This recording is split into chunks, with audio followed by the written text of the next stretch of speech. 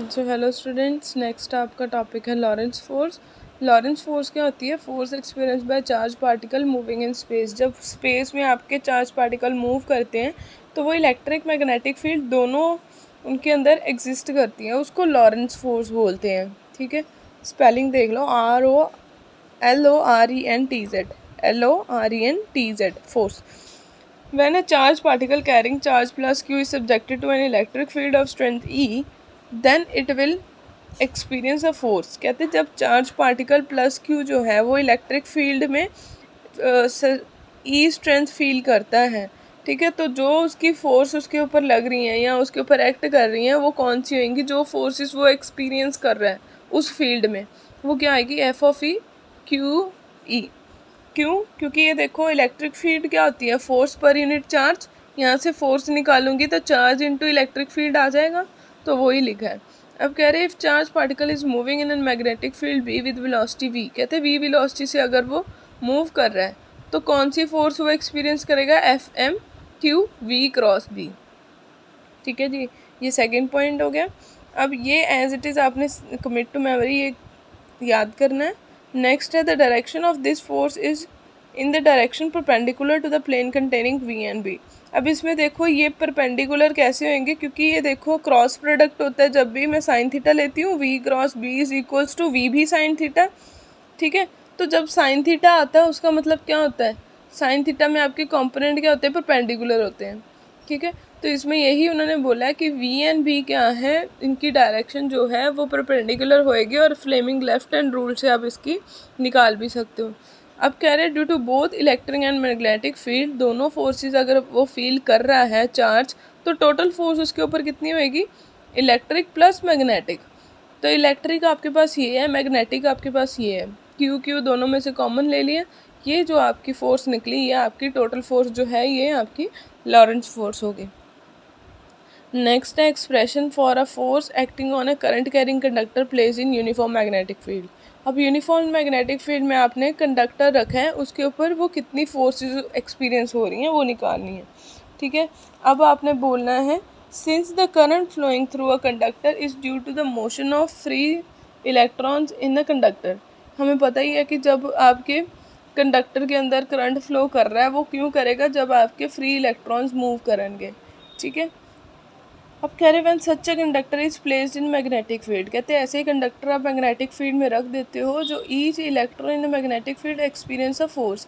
तो यहाँ पे जो ईच इलेक्ट्रॉन इसके अंदर होएगा, हर एक इलेक्ट्रॉन जो है वो मैग्नेटिक फील्ड जो फोर्स है वो एक्सपीरियंस करेगा। And experience of force, magnetic field में वो बैठा फोर्स फील करेगा। हर एक इलेक्ट्रॉन जो, दोबारा रिपीट कर रही हूँ, आपने कंडक्टर रख दिया मैग्नेटिक फील्ड में, कंडक्टर के अंदर नंबर ऑफ इलेक्ट्रॉन्स हैं, हर एक इलेक्ट्रॉन ने मैग्नेटिक फील्ड का इफेक्ट फील करना है और उसके ऊपर एक फोर्स लगेगी। ठीक है, hence current carrying conductor will experience magnetic force. वो मैग्नेटिक फोर्स फील करेगा, कब करेगा? When placed inside the magnetic field, जब उसको मैग्नेटिक फील्ड में आप रख रहे हो। अब कंडक्टर की बात करेंगे, इसकी लेंथ PQ है, PQ कंडक्टर है, लेंथ L है, area of cross section A है, उसमें से I एम्पेयर करंट पास हो रहा है और यूनिफॉर्म मैग्नेटिक फील्ड में रखा है। यूनिफॉर्म मैग्नेटिक फील्ड होता है जो यूनिफॉर्म है। ठीक है, यूनिफॉर्म मीन्स टू से अगर पैरेलल है तो पैरेलल में उनके डिस्टेंस सेम हो। ठीक है, अब कह रहे हैं electron move inside the conductor will experience a force and this force transmitted to the conductor itself.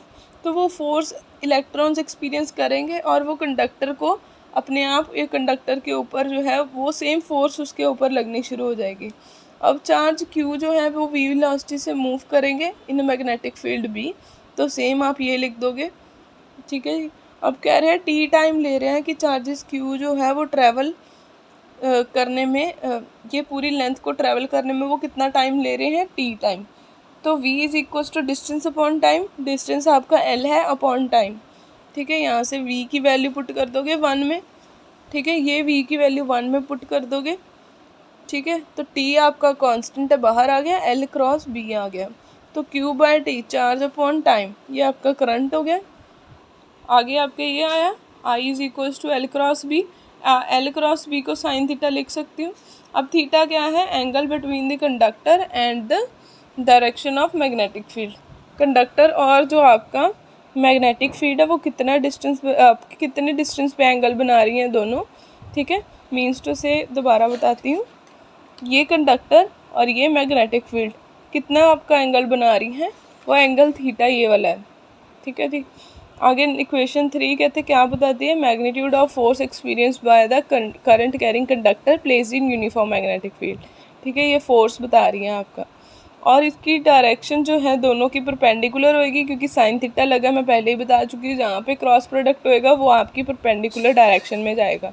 अब केस डिस्कस है, साइन थीटा लगा है तो थीटा के केस होंगे ही होंगे। अब थीटा 0 और 180 होएगा तो क्या है, साइन 0 0 1 साइन 180 0, फोर्स 0 हो जाएगी। That is current carrying conductor placed in parallel और anti parallel to the direction. अब कह रहे हैं कि आपने उसको, जैसे इधर आपकी मैग्नेटिक फील्ड है, ठीक है, उसके यहाँ तो पैरेलल आप कंडक्टर रख दो या एंटी पैरेलल आप कंडक्टर रख दो, ठीक है, तो तब आपकी फोर्स जो है वो 0 हो जाएगी, क्योंकि थीटा एंगल 0 हो जाएगा, ठीक है। ये वाला अगर आपका कंडक्टर है, आप इसको ये वाली मैग्नेटिक फील्ड के अराउंड ऐसे रख दोगे तो आपके यहाँ पे थीटा एंगल 0 हो जाएगा, तो वो कोई भी फोर्स एक्सपीरियंस नहीं करेगा। अब 90 है, 90 डिग्री है तो साइन 91, अब एफ क्या आ जाएगा, BIL। तो इसमें क्या है कि आप परपेंडिकुलर रखोगे कंडक्टर को, ठीक है। नेक्स्ट है expression for the force acting on two parallel current carrying conductor. अब 2 कंडक्टर्स हैं, ये वाले 2 कंडक्टर्स रखे हैं, उनको आपने मैग्नेटिक फील्ड में कैसे एक्ट करेंगे, कैसे उनके ऊपर फोर्सेस एक्सपीरियंस होंगी, अब वो एक्सप्रेशन निकालने हैं। पहले यही लिखा कि आपने 2 स्ट्रेट कंडक्टर्स ले लिए, एक PQ एक RS, उनमें से एक में से करंट I1 फ्लो कर रहा है, एक में से I2 फ्लो कर रहा है सेम डायरेक्शन में। और इसमें क्या है, they are held parallel to each other at distance R, उनका सेपरेशन डिस्टेंस क्या है R, ठीक है जी। अब कह रहे हैं we assume that length of 2 conductors are very large as compared to distance between them। इसकी लेंथ बहुत ज़्यादा है इसकी सेपरेशन डिस्टेंस से, ये उन्होंने लिखा हुआ कि इस तरह हमने कंडक्टर लिए कि वो बहुत ज़्यादा इनके सेपरेशन डिस्टेंस है, ठीक है। The magnetic field at point C on conductor RS is due to current I1।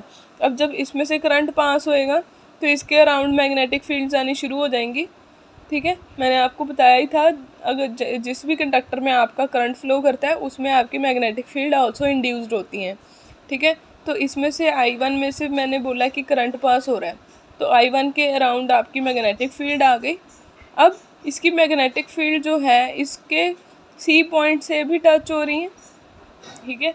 तो C पॉइंट से यहाँ पे देखो B1 आपकी मैग्नेटिक फील्ड लग रही है, F2 इसका इधर फोर्स लग रही है, ठीक है। अब उन्होंने बोला magnetic field at point C on conductor RS is due to I1 current passing through the PQ में से जब I1 करंट पास करें तब आई है। तो B1 की वैल्यू क्या आ जाएगी, μ0/4 2I1 अपॉन R।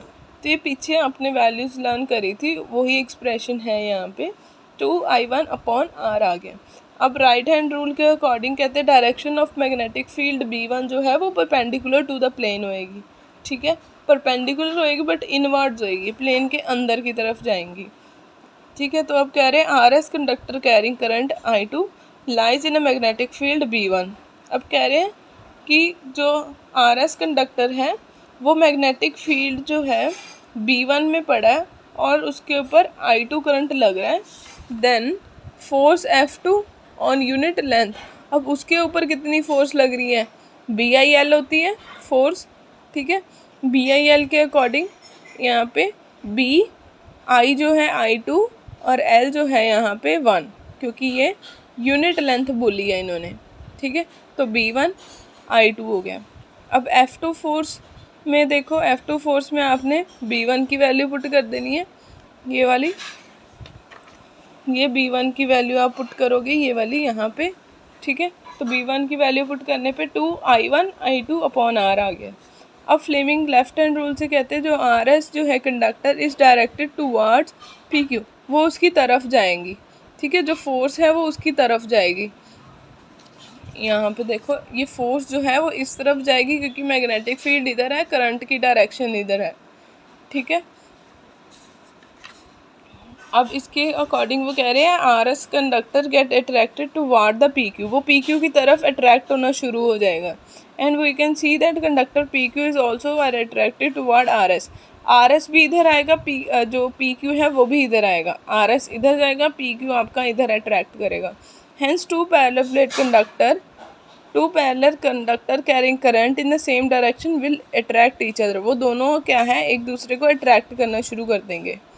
ठीक है, further it can be shown if current in conductor F1 conductor PQ and R is in opposite direction, अगर कह रहे कि हमने इधर I1 रखा है, इसको ऑपोजिट डायरेक्शन में रखा है, तो ये दोनों क्या है एक दूसरे को रिपेल करना शुरू कर देंगे विद द सेम फोर्स। ठीक है, तो अगर सेम डायरेक्शन में है तो अट्रैक्ट करेंगे, अगर ऑपोजिट डायरेक्शंस में है तो ये रिपेल करेंगे।